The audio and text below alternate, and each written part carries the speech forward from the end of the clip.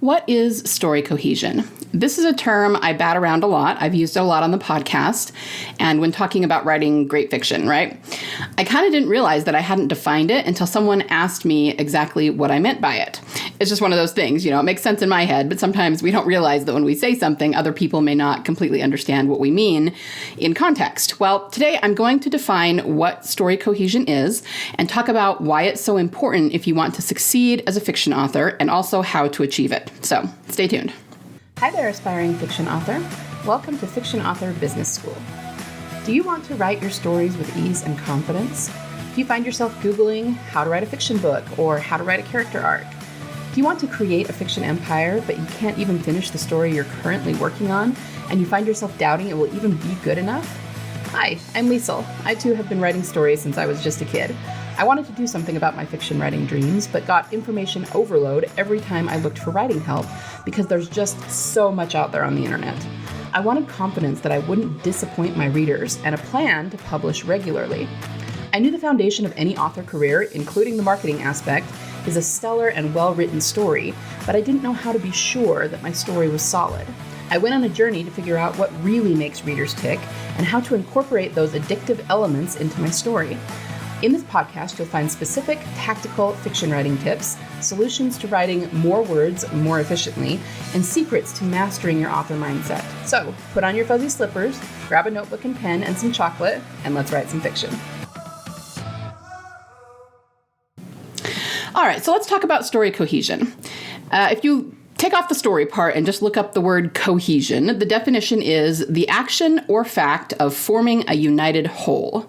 All right, so cohesion just means everything has to be whole. It has to be united. Basically, it all has to serve the same purpose, right? So how do we apply this to story? If you want story cohesion, it means the same thing, that it all has to work together for achieving the same aim, okay? So within a story, what that looks like is the end has to match the beginning. The beginning and the end have to go together with the middle. The story needs to proceed logically from beginning to end, and the entire thing, every aspect of your story needs to work together to accomplish the same thing.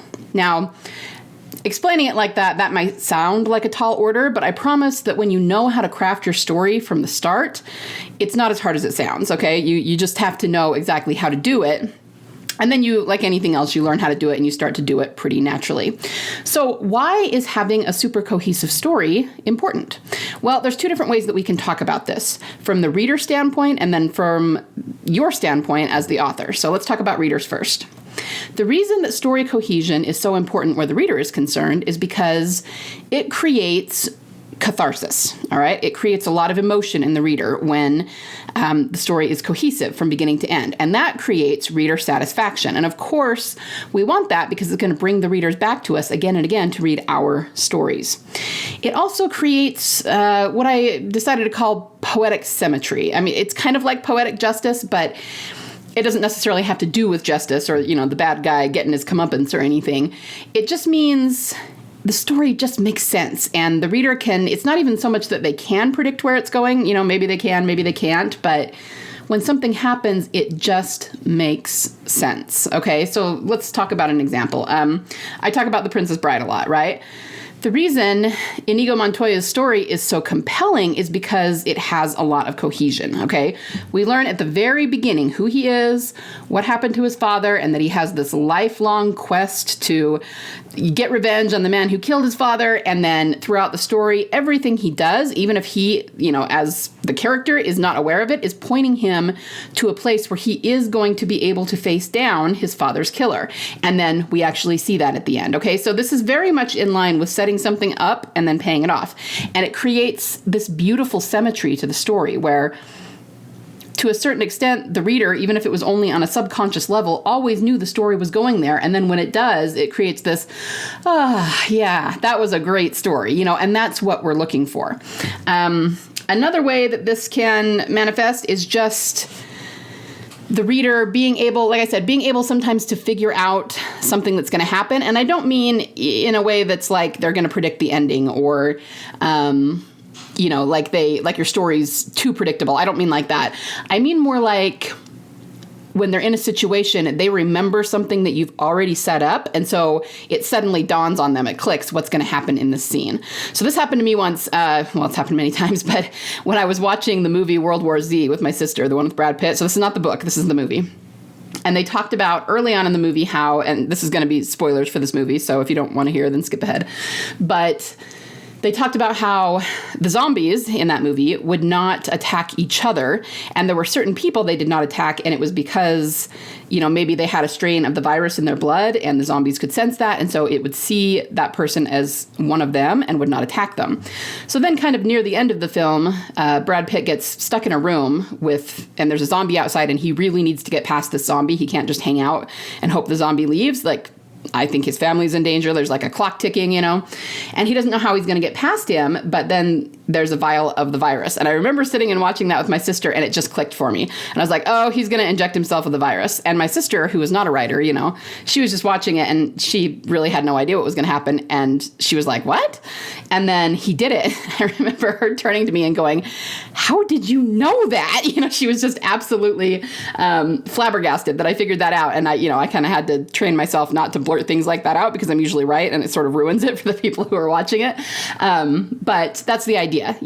Because they set something up, you can kind of see where they're going with it. And that, even though it seems like maybe it's predictable or maybe you would see it as, the reader figuring it out too soon, guys, I'm telling you, the reader actually likes that. You don't want it to be so on the nose and so obvious that they're figuring out the climactic moment in the first chapter or anything like that.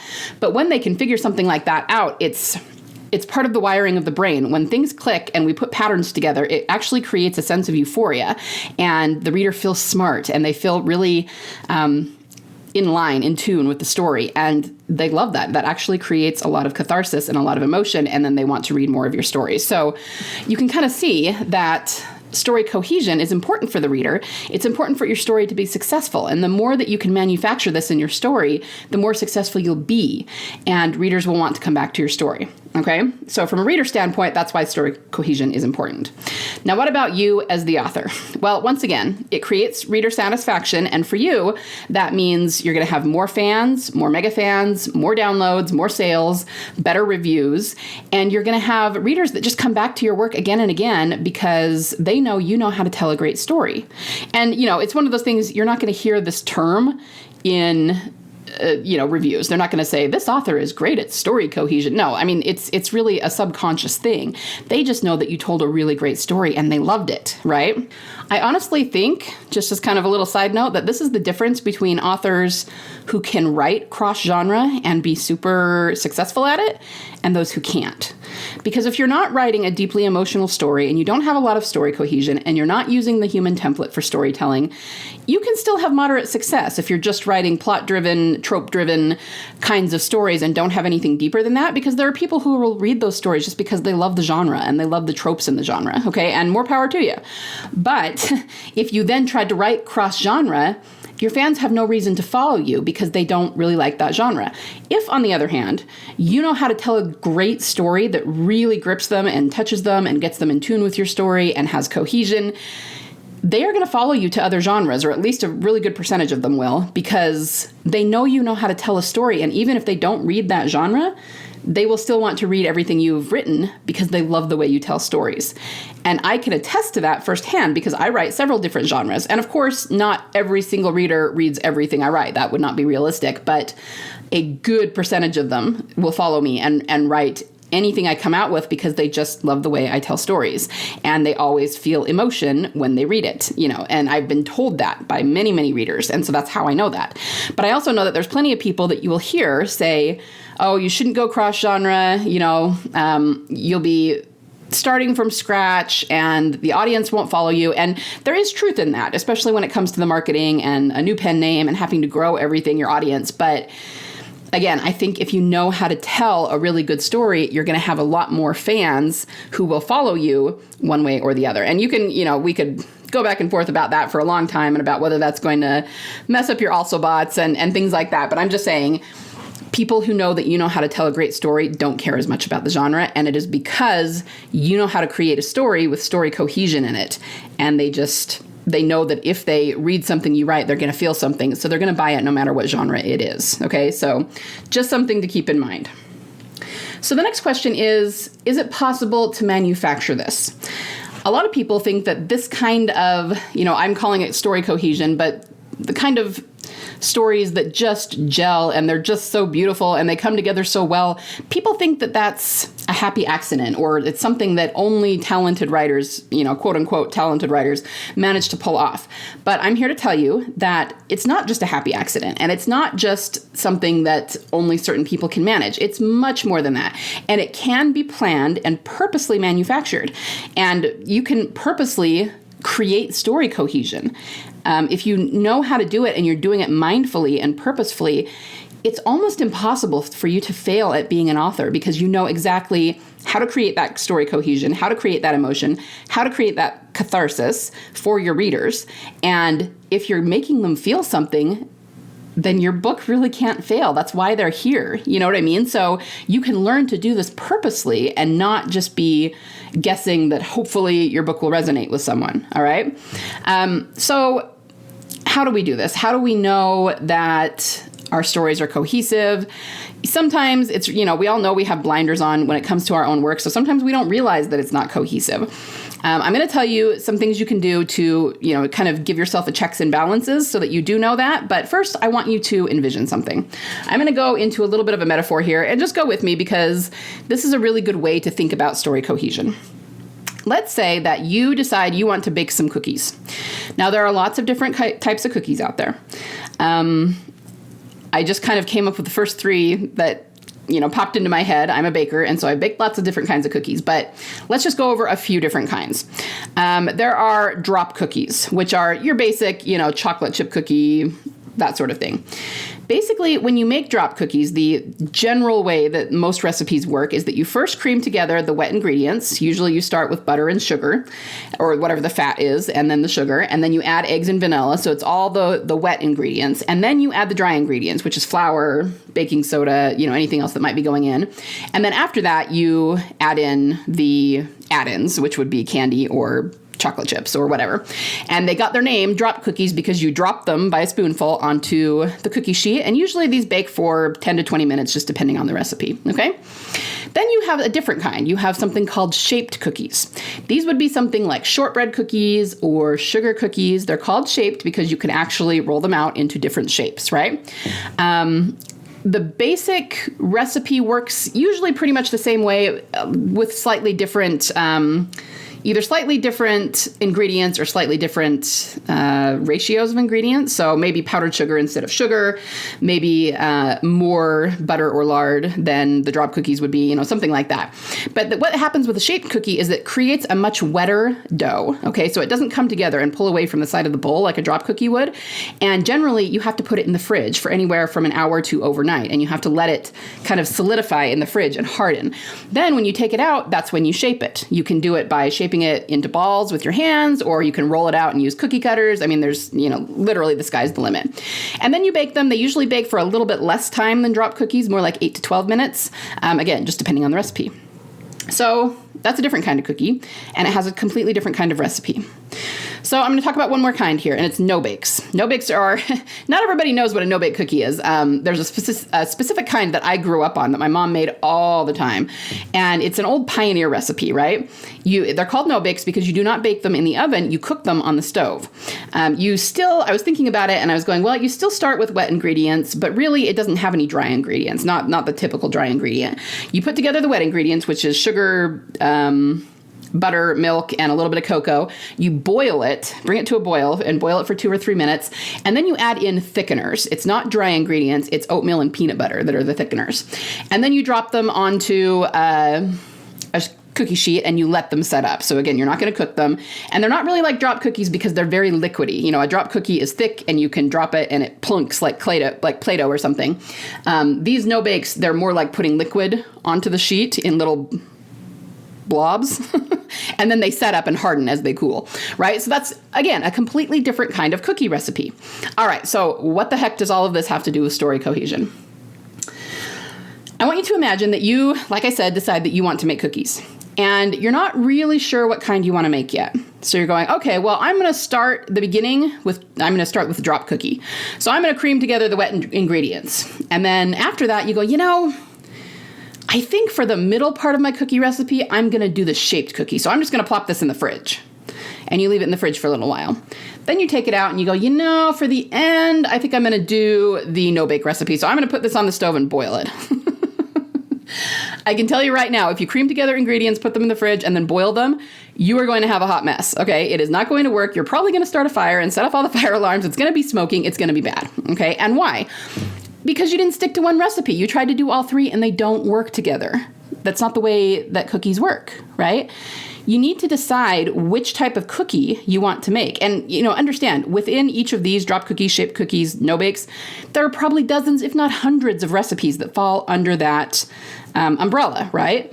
So I'm not saying you have to stick to one recipe or that you can't make variations on a recipe. I mean, the details and add-ins and things like that are what make cooking fun and creative, and you can discover new tastes and new textures, and all of that is fabulous. But you can't try to make a shaped cookie when you really want to drop cookie. And you can't try to use the no-bake recipe to make a drop cookie if you don't want a no-bake cookie. I mean, it just doesn't work that way. And story cohesion is the same way. You need to decide what kind of story you're telling. You need to decide what the end product is that you want, and you need to make sure that everything within your story points toward that end goal so that everything is helping your character get there. Otherwise, you're going to end up with a hot mess, and I got news for you. Nobody wants to eat that cookie. You're going to lose all your readers. They're not going to want to finish the book. They're not going to get to the end, to the really cool part at the end that you're planning. And they're not going to pick up anything by you again because it's just a hot mess and it didn't make them feel anything. And they're going to go find an author who does know how to create story cohesion and read their books. So I think you can probably figure out that in this analogy, the recipe is your story, okay? You can't be jumping back and forth and to and fro and expect that your reader is going to follow you and that you're going to get the outcome that you want and that it's going to make sense. You need to figure out where you're going and then just make sure that every single part of your story, and that means every character, every world-building detail, every subplot, every scene, every event, all of it is guiding your character toward that final outcome. And if there's anything in your story that does not serve that final outcome, you need to either cut it or find some way to make it relevant so that it does serve that end outcome, right? So finally, how do we actually achieve this? It's one thing to say it's what we need, but how do we achieve it? Well, I mean, it's pretty much what every writing course is about in detail, which means we could take hours and hours and hours and hours to discuss it. But just for the sake of brevity, I'm just going to give you a few pointers here. Number one is to make sure that you're following the human template for storytelling. I've discussed this, beaten it to death on my podcast, okay? There is a certain way that human beings absorb story. There are certain elements that we are looking for. And a lot of people don't like to write within the framework of that story because they feel like it's too formulaic and we're squashing your creativity. And that's just such a backward way to think. Not only because if you follow the human template for storytelling, will your every book you have succeed? And I don't know why you wouldn't want that, but the creativity actually is enhanced by putting limits on it. We've talked about this before. If you can just go willy-nilly anywhere you want, that actually implodes your story cohesion and it's harder for the reader to follow, and it just doesn't gel. It doesn't set up like the no-bake cookie. But if you have certain parameters like genre, like, plot points or whatever it is you want to use to write your story, and then use those to create amazing creative details within those frameworks, that's where the real beauty and the real craft of storytelling comes. So give yourself those limits as a challenge, as a test to make sure that even within them, you can tell a story that's going to knock your reader's socks off, right? So please, please do everything you can to follow the human template for storytelling. The other thing is, like I said, to make sure that everything in your story points to the same outcome. Now, to get a little bit more detailed here, I kind of thought about different parts of your story and what you need to focus on. The two main outcomes that you're going to be focusing on for your story is the climactic moment, or the climactic showdown between the hero and the villain or antagonist, and the events that happen there. Okay, so that's number one. The second outcome that you're going to be, heading toward is your character's inner transformation, how they are going to change, and, their inner change should affect the climactic moment and how they achieve victory or not in that moment. So it's all kind of connected, but anything to do with your character, any of the characters in the book, really, anything emotional or, inside them, so logical, mental, psychological, spiritual, any of that, it needs to point toward your character transformation. So anything that you come up with in the story, any scene, anything you're writing about, it needs to be pointing your character toward their ultimate transformation in some way, shape, or form, okay? Anything to do with the plot, obviously, is going to be leading toward that climactic scene. Anything to do with world building, again, it's mostly plot driven, but it needs to have something to do with what's going to happen in the climactic scene. I'm going to give you an example of this in just a minute. Anything to do with romance, that's pretty internal, so that would be pointing toward your character transformation, okay? So what you need to do is, with any element of your story, again, any character, any world building detail, any scene you're working on, you just need to ask yourself, does this point my character toward the ultimate transformation or that ultimate climactic scene? If it does, figure out how, make sure that you do understand that this is relevant to the story, that it is serving your story, it's serving a purpose in some way. If it's not, like I said, you can either cut it or you can find some way to make it relevant. Because I've talked about this before too. I am a big proponent of, if you have an emotional reaction to something and you want to put it in your story, there are ways to figure out how to put it in your story. You just have to make it relevant, right? And, you might need to change it, you might need to tweak it or twist it a little bit, and you could try and it doesn't work and you finally end up cutting it, and that's fine too. But if you really, really want to keep it in, there's always a way to figure out how to make it relevant and keep it in. So let me give you an example of this. And I guess of story cohesion in general. So one of my favorite moments in the Harry Potter movies, and I honestly don't remember if this was in the book, so I would have to go back and read it. It's been a few years since I read Harry Potter. But in the endish of the 8th movie, which would be the 7th book, right in the middle of the battle, when all the big fighting and everything is happening at Hogwarts, there's a part where Harry, Ron, and Hermione are running around the school, running around the battlefield, kind of, and they're, trying to figure things out, trying to, figure out how to take out Voldemort, all that. And there's this one sequence that I've always really loved where they kind of almost run into all of the creatures that they fought every year at the school. And part of the reason I love this particular scene is that the music is really, really lovely. But I've always felt like that was such a great narrative moment for the story. And really what it's showing us is a lot of story cohesion. But even before I thought of that term, I just remember thinking this is such a cool moment because it's reviewing everything they've already been through. So first they kind of come up against a troll and have to sort of duck when it swings at them, and then they run away from him. And then they come up against the spiders. That's book 2. The troll was book 1. And the spiders are around and they kind of have to throw some spells at a few of them and then run away from them. And then the Dementors come. The Dementors were book 3. And so it's not only reviewing everything they've been through, and this is something that's good, when you're telling especially a long story over a series, to show that they've become stronger, that they've overcome the things that were difficult for them to overcome in earlier books. But it shows a lot of story cohesion. I mean, J.K. Rowling is perfectly justified in going off on a tangent about spiders, the giant spiders in book 2, not only because it served the story in book 2, but these were evil creatures that were going to be fighting in the final battle. So this is what I'm talking about when I say if you have something that you want to include, hypothetically, say you're J.K. Rowling and you thought about these giant spiders and you think it's a super cool storyline, you're going, but is that just a tangent? Is it something that's really relevant? Is it going to really make my story cohesive? All you have to do is make sure that you're tying it into the finale. Okay, so if these stories are going to be in the finale and they're going to be some of Voldemort's minions and the kids are going to have to fight them and the good wizards are going to have to fight them, boom, story cohesion. It's not that hard, right? You can just figure out how to tie it in. And again, that creates a lot of catharsis for the reader because they recognize that, they know that. And our brains are so good at making connections and pulling memories that as soon as they see that, they remember without, actually having to consciously go through it or anything, but they remember everything that happened in book 2. They remember that these have been fought before, and they go, the spiders are there, and now they're fighting them and the troll and the Dementors all at the same time, and it just creates so much emotion, in the final battle about how difficult this is, and we're seeing, the characters' growth on so many levels, and it just creates this really amazing story cohesion. So that's what I mean. Just take anything that you are looking for, that you're worried if it doesn't serve your story, you can figure out how to tie it in, but you either need to figure out how to tie it in or you need to cut it, because anything that doesn't serve the story is going to make it not cohesive. It's going to make it clunky, and you're going to lose your reader, and they're going to say, okay, what was the point of that chapter? That did absolutely nothing for the story. And that is not going to help you as an author. It's not going to help gain you fans. It's not going to help get you downloads. You know what I mean? You're going to end up with bad reviews. So don't do that. This is what story cohesion is. All right? So I've rambled on for a bit. I think I will leave it there.